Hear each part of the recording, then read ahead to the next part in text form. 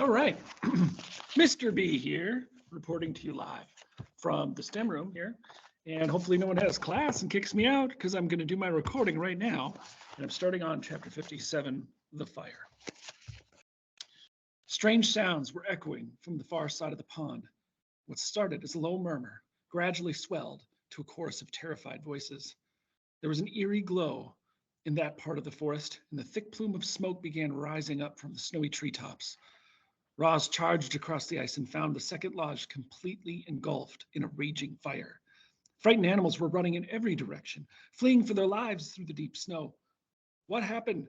shouted Roz as Broadfoot galloped wildly past. "We put too many logs in the fire pit," he said, without stopping. "The flames climbed up to the ceiling." "My baby is still in there," cried Mother Hare, pointing to the burning lodge. "Somebody help, please." Roz did not hesitate. She plowed through the snow and ducked into the lodge. Flames and smoke were everywhere. A tall stack of logs blazed in the fire pit, and in the far corner, a tiny ball of fur was shaking with fear. Crouching low, the robot wound her way beneath the smoke and around the flames and gently scooped up the young hare. "Do not worry," Roz yelled over the roar of the fire. "You are going to be okay." She turned to leave, but the doorway had started to crumble, so she shielded the hare with her body and smashed right through the walls of the lodge. Sizzling pieces of wood went flying as the robot and the hare burst outside into the soft snow. "Oh, darling, you're all right," cried Mother Hare, pulling her daughter close. "Thank you for saving my baby, Roz." Now that everyone was safely away, the robot turned her attention to putting out the fire. Her glowing eyes darted around as she computed a plan. Then, with all the strength in her legs, Roz launched herself high up into the snowy branches of the nearest pine tree. A moment later, the tree was shaking violently, and heaps of snow were sliding from its branches and pouring onto the flames like an avalanche. Steam hissed up through the smothering mound of snow. The flames quickly died, the snow quickly melted, and within minutes, all that remained was the charred foundation of the lodge. Roz dropped down from the tree and waited as the frightened animals slowly returned. Then she said to them, "Would you like another lodge?" The animals looked at one another, unsure of what to do.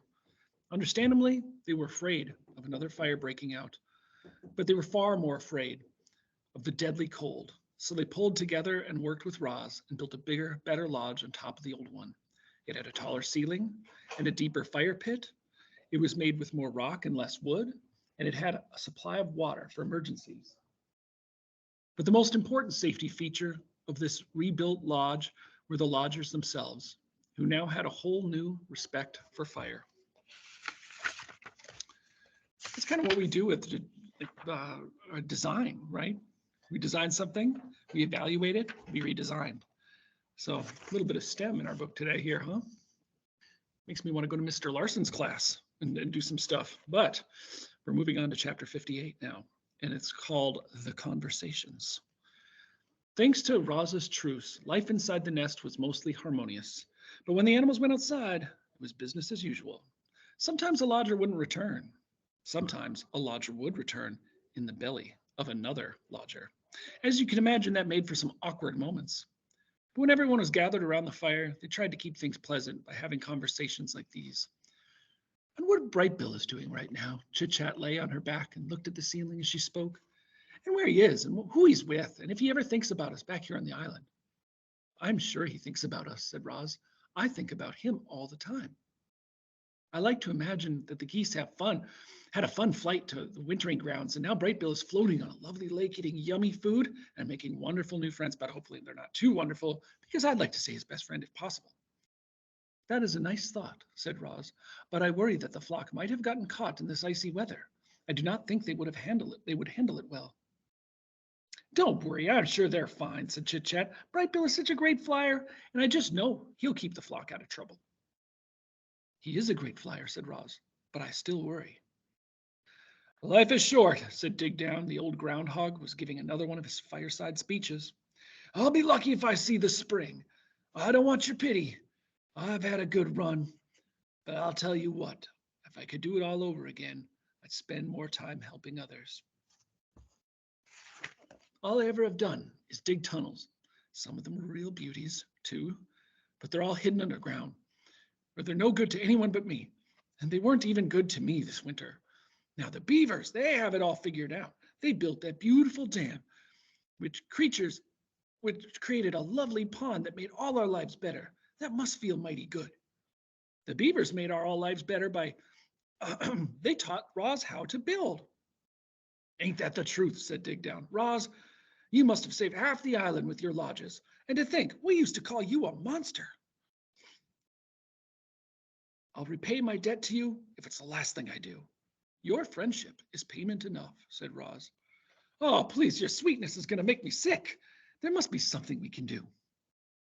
Your friendship really is enough.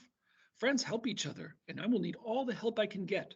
My mind is strong, but my body will not last forever. I will want to survive as long as possible, and to do that, I will need the help of my friends. The animals listened quietly to Roz and thought of their own struggles to survive. Life in the wilderness was hard for everyone. Isn't that true for everybody, kids? I mean, like, we're all in the wilderness. We're all trying to make it. We all need friends, right? I tell you. All right, I'll carry on. But the robot had made their lives a little easier, and if ever they could, the animals would return the favor. I have seen 93 winners, far more than any of you, Crag the turtle spoke slowly. But everyone listened to his words. And if I can tell you that, and I can tell you that winters have gotten colder, and the summers have gotten hotter, and the storms have gotten fiercer. I heard the ocean has gotten higher too, said Chit Chat. But I don't see how that could be true. I mean, where would all that extra water come from? You're right. The ocean is higher, said Crag. My grandfather used to say that long ago this island was not an island at all. It was a mountain surrounded by flatlands. And then the ground shook and the oceans grew and the land slowly flooded until the mountain became this island. Animals from far and wide were forced to come here to escape the floodwaters. In those early days, there were too many animals living in too small a space. The island did not have enough food to feed them all. But between fighting and disease and famine, a balance was finally reached, and we have kept that balance ever since.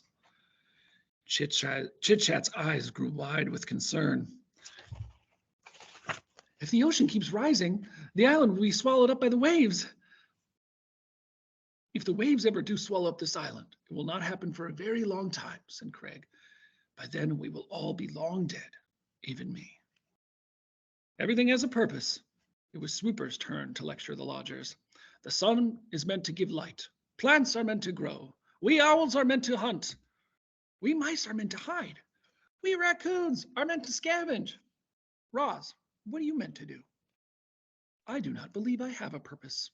Ha! I respectfully disagree, said Swooper. Clearly, you are meant to build. I think Roz is meant to grow gardens. Roz is definitely meant to care for Brightbill. Perhaps I am simply meant to help others, said Roz. Maybe that's what we're all meant to do. Maybe that's what the author wants us to think about. What are we meant to do? Chapter 59, The Spring. Dripping water, flowing water, splashing water, winter's blanket of snow and ice was finally beginning to melt. White was fading away to expose the grays, the browns that had hidden beneath. Little green buds were appearing all over. Crowds of bright flowers were rising from the dirt, and soon the island would be bursting with rich scents and colors. At long last, it was spring. The lodgers returned to their own homes. The hibernators emerged from their secret places. Roz roamed across the island and checked in with the beavers and the bears and all the friends she'd missed. Then the robot went home to work in her garden. After the bitterest winter anyone could recall, life was slowly returning to normal. I just love Peter Brown's pictures. They're very simple, but they're just something about them that I just like. However, it was a quiet spring. There were fewer insects buzzing, fewer birds singing, fewer rodents rustling. Many creatures had frozen to death over the winter. And as the last of the snow melted away, their corpses were slowly revealed. The wilderness can be really ugly sometimes, but from that ugliness came beauty. You see, those poor dead creatures returned to the earth. Their bodies nourished the soil, and they helped create the most dazzling spring bloom the island had ever known. Chapter 60, The Fish. Help! Help! He's got my tail! Paddler was splashing and screaming in the pond. Mr. and Mrs. Beaver were nowhere to be seen. So Roz picked up a fallen tree branch and stomped into the shallows. Grab onto this, she said as she reached out with the branch. Paddler grabbed it with his big teeth, and the robot lifted him up out of the water. There, hanging from the young beaver's tail, was Rockmouth, the grumpy old pike. In one quick movement, Roz pulled in the branch and gripped the fish with two hands. Paddler flopped into the water, where his parents suddenly appeared. What's wrong with you, Rockmouth? Mrs. Beaver dragged her son away. You've always been a nuisance, but this time you've gone too far. Do us all a favor, Roz, and toss him to the vultures. I cannot do that, said the robot, but I might be able to help. Roz placed Rockmouth in a deep puddle near the pond, where he couldn't swim away. Then she waited for the fish to explain himself. Fish aren't very talkative, especially grumpy fish like Rockmouth. But eventually, he opened up to the robot, and before long, she was waving for the beavers to join them. Roz solves everything. Rockmouth used to live in the river, said Roz, as the beavers shuffled over.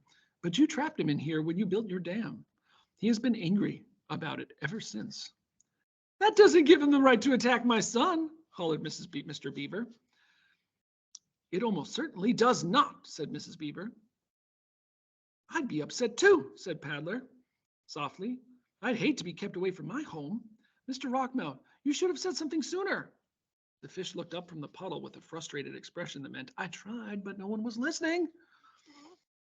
Well, the situation had to be remedied, and you can guess who rose to the occasion. Roz was determined to get Rockmouth back to his home. After she explored the nearby waterways, it became clear that she would have to carry the pike through the forest and across the great meadow to the nearest bend in the river. I need a large container, said Roz to the beavers, something I can fill with water so Rockmouth can be breathed while I carry him home. I can make it myself, but I thought you might like to help. It couldn't have been easy to overcome her anger with Rockmouth, but after Mrs. Beaver had a chance to cool off, she finally came around. I suppose we're partly to blame for this whole situation, she muttered. Then the beavers did the right thing, and together they carved out a wooden barrel for the fish.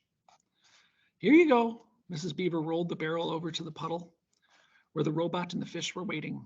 This should work nicely. Rockmouth, I hope you're happy back in the river. Rockmouth just flicked his tail in a way that meant, will someone please take me home now? Roz filled the barrel with water and a grumpy fish, and then they were off. She carried Rockmouth through the forest and across the meadow until she was standing on the riverbank. Welcome home, said the robot. Then she tipped the barrel and the fish splunked into the river. Rockmouth's face poked above the surface. He flashed a big toothy grin, and then he quickly swam away. I like that. And that's it for today's reading. I hope you enjoyed it. And I hope you continue with this wonderful, wonderful story.